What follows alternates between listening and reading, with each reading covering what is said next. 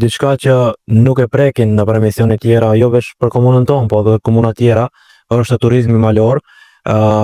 Unë e kam pikë të dove turizmin malor, pasi ne si shtet nuk kemi deti, po kemi shumë male të mira që mund të shfrytëzojmë. Për turizmin malor, a ke përfshi në një projekt që është në programin tonë? Sakt, shumë ide apo teme që luar.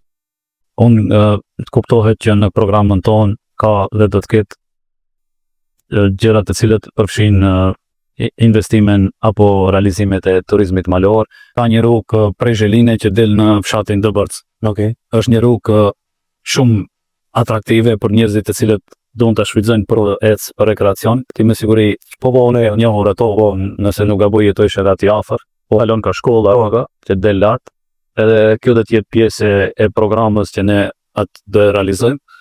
Fshat në Lëshnica e përme, atje ka një pasuri natyrore, ka një ujvar e cila është haruar dhe ne do të investojmë në atë vend atje. Gjithashtu aty vendi do të fillimisht do t'i bëjmë plan urbanistik që të mund të ndërtojnë njerëzit, pasi që komuna nuk është ajo që jep para, komuna është ajo që krijon kushte për të ardhur dikush për të vizituar. Nëse ne kemi krijuar ato kushte që dikush të vinë ta viziton Leshnicën, nëse kemi krijuar kushte që dikush të vinë ta viziton Zhelinën, për shembull rreth Vardarit të krijohet një shëtitore e mirë, e bukur,